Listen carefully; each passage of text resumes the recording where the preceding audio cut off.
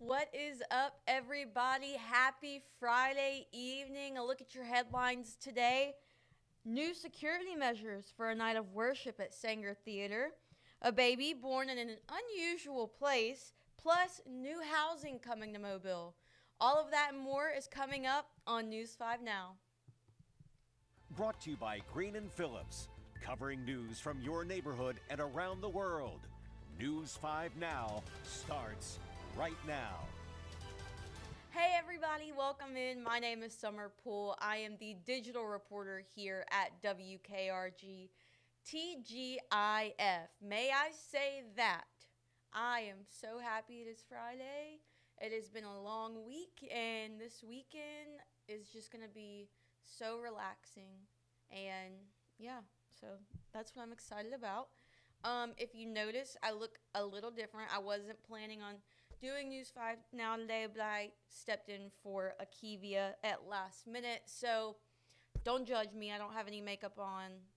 Don't judge me. My hat, I don't even know if you can see my eyeballs because my hat is so low.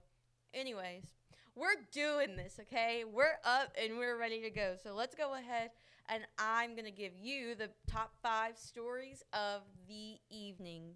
Now, let's get started with number 5. All right, 2 water notices have been issued in Santa Rosa County. The Baghdad Garson Point had a main break, and the Holly Navarre water system had a line break, we learned. If you live in homes using either of these water systems, you're advised to boil all the water you consume or use bottled water to avoid contamination. The water notice will remain in effect until the water is safe to drink. Now you can check WKRG.com, search boil water for more details. At number 4, tonight's night of worship at the Saenger Theatre will feature new security measures.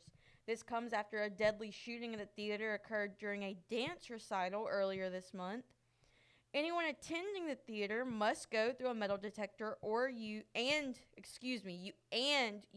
to have a clear bag. Anyone who enters the theater and leaves won't be allowed to re-enter.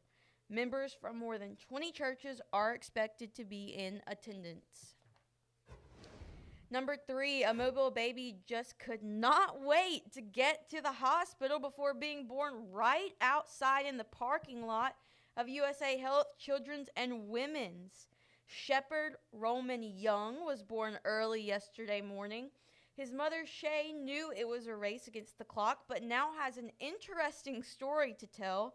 Shepard was born exactly 18 months after his big brother, Judson. Look at that happy family. We are so happy for you guys. It is a very interesting place to be born, but at least he has a story to tell when he gets older.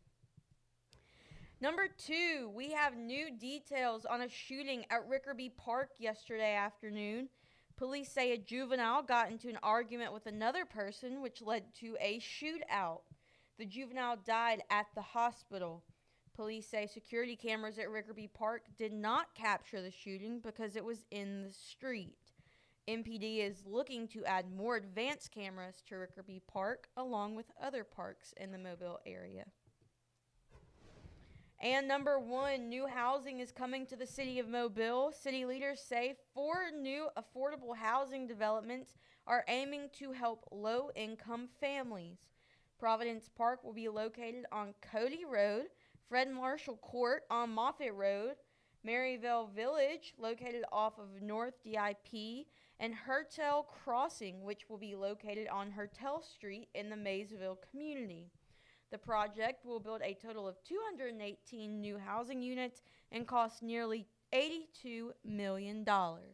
And that, my friends, is a look at our top stories this evening. Now, if you're new here, you probably don't know this, but we do a question and a poll of the day. So let's go ahead and go over to our question. Our question is, what do you think should happen with people who have drug or mental health issues and have committed crimes?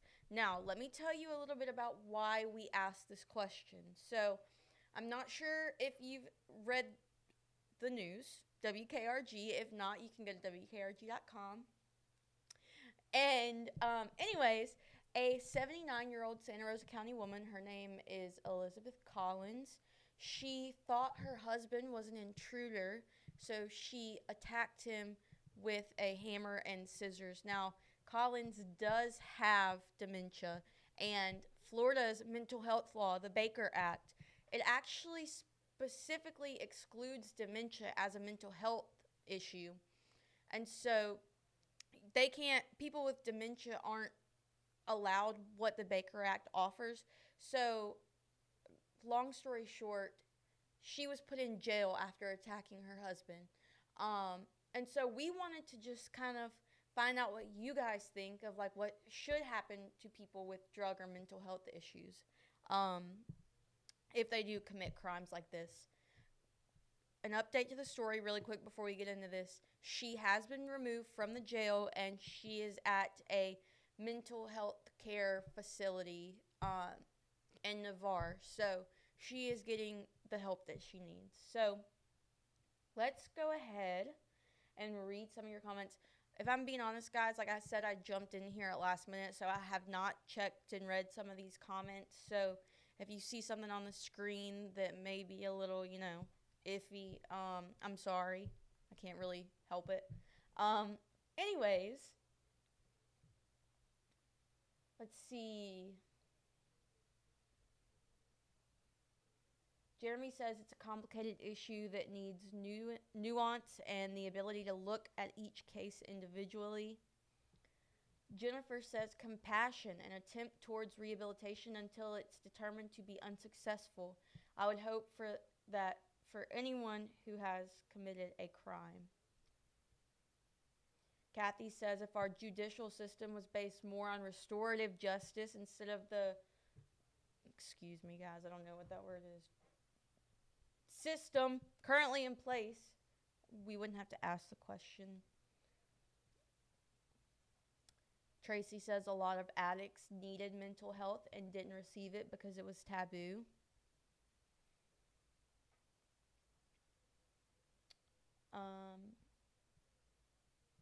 Vincent says not everything needs to be about punishment and imprisonment.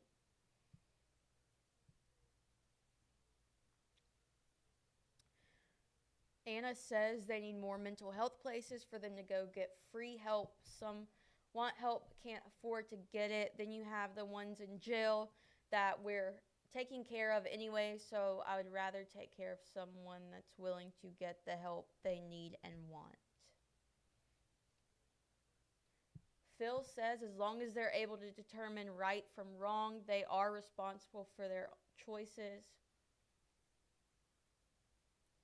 Vaughn says it depends on mental evaluation first, but not all need locked up in jails.